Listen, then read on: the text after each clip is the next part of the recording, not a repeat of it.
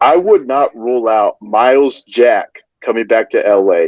For those who followed his college career, he's very beloved at UCLA, was pretty much an icon and legend, and he was a former teammate of Kenny Young.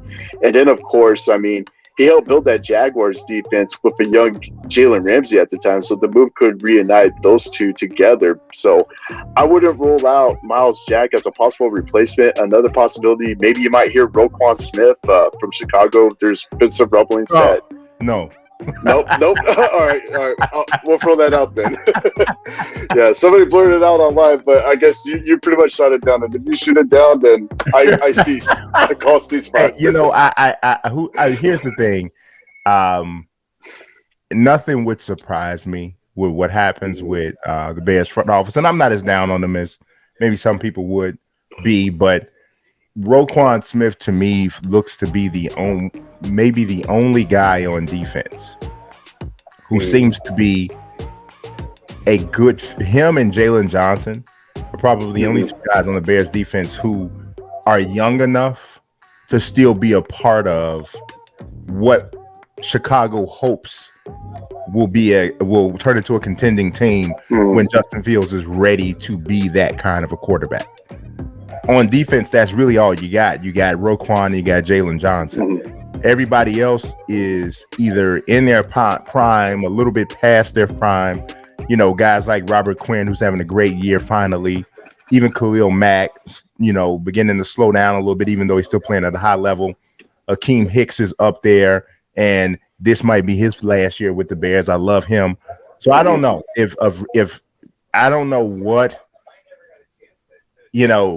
the Rams or anybody else could offer for Roquan Smith. It has to be a first-round pick.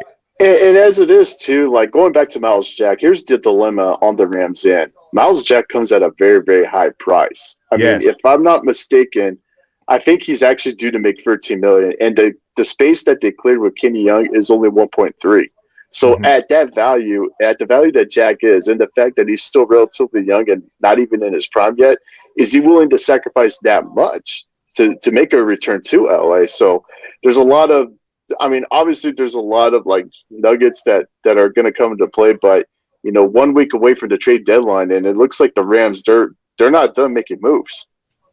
Yeah. I would be shocked if they did something as splashy as Myles Jack, simply because of the money involved. Next year, he is going to represent a $13.1 million cap hit. Like you said, he's only 26. He'll be 27 going into next season. He is in a situation there in Jacksonville where I don't know how long or far they are away from winning. They clearly have their quarterback in place. They have some weapons from an offensive standpoint, but we don't know what that is. And Myles Jack, like Roquan Smith, I think is young enough to still be a guy who could be around and be effective when and if the team does actually turn the corner.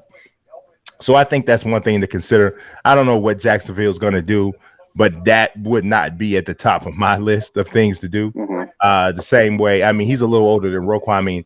Roquan's only 24 years old, man. You can't that's not even prime years right there. Yeah, next year, the next 3 years should be the best years of Roquan Smith's career. So, if I'm the Bears, I'm not letting him walk for anything. We can talk about Allen Robinson for sure, because it's not even that A-Rob is not a good player. It's just that I believe that A-Rob's prime doesn't align well with where Justin Fields is.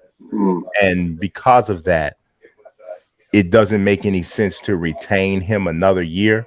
I actually think you would be doing him a favor by dealing him someplace where he can really, really show people who he is. And maybe that is the Rams. Maybe that is the Rams. He can really show people who he is. Go ahead and get the kind of deal, long-term, secure type of deal that he deserves. And then the Bears reap the benefits with some draft assets that hopefully the Rams will be willing to sacrifice, because the Rams are in win now mode. So that's kind of the way I look at that. Even the 49ers you could even make a case because they've dealt with some injuries with Brandon Ayuk and those guys, and Kittle has been out early, throughout the early portion of this season. So you could definitely make that case. And when you're talking about a receiver like Allen Robinson, you're talking about somebody who could help most teams. So because I legit believe Allen Robinson's a top 5-7 wide receiver in the league. He just unfortunately has been stuck in Chicago where he hasn't benefited from great quarterback play. I'm with you on that. I mean, put Robinson on any other team. I mean, he's a legit number one, especially if it's a team that needs that passing game spark. Yeah. I mean, I could think of like a Houston Texans. I mean, the Houston Texans, like ever since they dumped DeAndre Hopkins, it's like, I mean, who's their legit number one? Put Allen Robinson on there, boom, their problem solved. Yeah, well, at least one of their problems. Unfortunately for them, they got a ton of problems. So. Yeah.